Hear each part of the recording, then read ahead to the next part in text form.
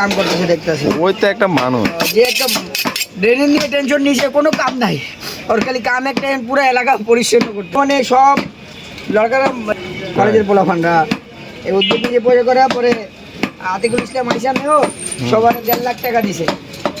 পরে স্টুডেন্টরা বলছে আমরা টাকা নিয়েছি ঠিকই, কিন্তু আমাদের মধ্যে আমরা খরচ করবো না, আমরা এলাকায় ডাস্টবিন বানাই দিই এলাকা দিকে।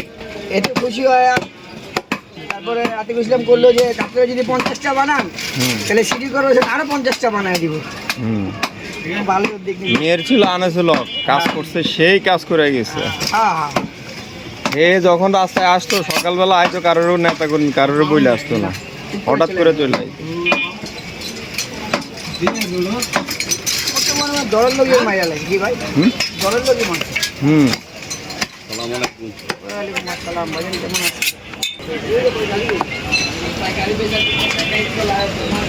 ওই যদি থাকতো এই সিটি পুরে আরো উন্নত ভালো হইতো।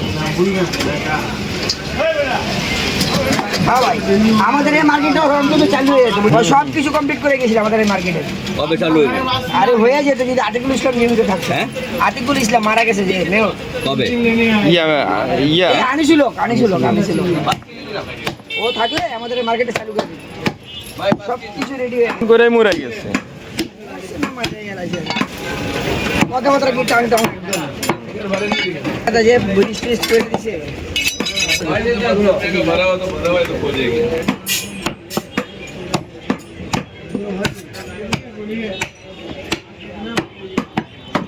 চর্বি হয় না, এবারে হাড্ডি খাবার